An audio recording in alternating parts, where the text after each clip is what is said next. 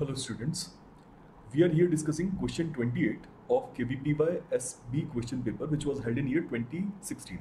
So देखते हैं इस क्वेश्चन में क्या पूछा गया है. A nurse measures the blood pressure of a seated patient to be 190 mm of Hg. Okay, so options में पूछा गया है कि the blood pressure at patient's feet is less than 190 mm of Hg. Actual pressure is about 0.25 times the atmospheric pressure. Blood pressure at the patient's neck is more than 190 mm of Hg, and option D asks that the actual pressure is about 1.25 times the atmospheric pressure. So जरा समझते हैं कि इस question को हमें address कैसे करना है. सबसे पहली चीज तो ये है कि in case even if a person is seated, right, suppose ये एक पोस्चर है पर्सन का, तो देन उस केस में अगर हम फ्लूइड्स के हिसाब से सोचें, अगर हम फ्लूइड्स में पास्कल्स लॉ के एप्लीकेशन के हिसाब से सोचें, तो फिर यहाँ पर अगर हमें blood pressure, average blood pressure person का 190 mm ऑफ Hg गिवन है, तो उस केस में वो अप्रोक्सीमेटली इस पर्सन के टॉर्सो के आसपास होगा. अगर हम उससे ऊपर जाते हैं तो सिंस हम फ्लूइड में ऊपर जा रहे हैं, बिकॉज ब्लड एक फ्लूइड की तरह बिहेव करेगा इसमें, तो जैसे ही हम ऊपर जाएंगे तो प्रेशर डिक्रीज होना चाहिए, राइट. एंड अगर हम नीचे आते हैं तो प्रेशर इंक्रीज होना चाहिए, यानी कि पर्सन के फीट के पास में प्रेशर ज़्यादा होना चाहिए and around his neck, his और हर नेक, जो प्रेशर है वो कम होना चाहिए. बट ऑप्शन ए में देखिए, ऑप्शन ए में पर्सन के फीट पर less than blood pressure and person की नेक पर more than the average blood pressure की वैल्यूज दी हुई है. इसका मतलब कि ये ऑप्शंस इनकरेक्ट हुए, राइट.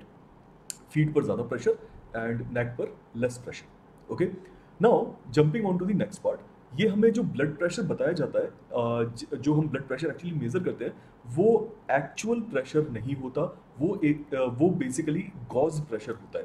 गॉज प्रेशर मतलब,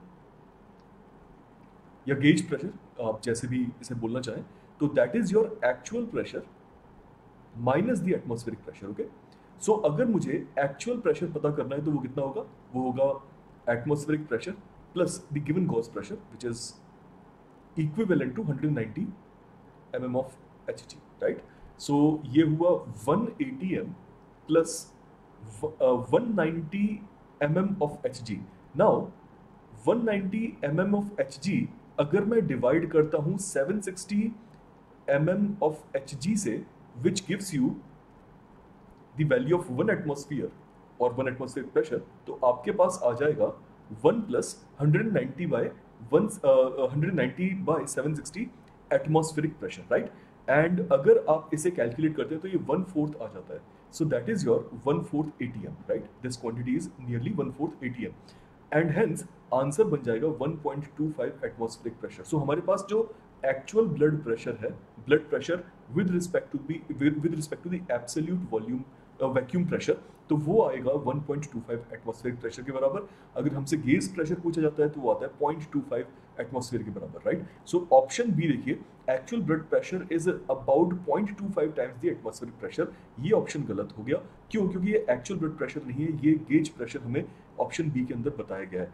and therefore actual pressure which is 1.25 times the atmospheric pressure, जो कि ऑप्शन डी है, is going to become the correct answer. I hope आप सभी को समझ में आया होगा. ब्लड प्रेशर के केस में हमेशा एक्चुअल प्रेशर ही गेज प्रेशर ही हमेशा मेजर किया जाता है बाय द इंस्ट्रूमेंट जो हम यूज करते हैं. ओके, आई होप ये चीज़ समझ में आई होगी. एंड अगर आप वेदांत एकलव्य के बारे में नहीं जानते तो फिर इसके बारे में गूगल पर सर्च कीजिए. Best of luck.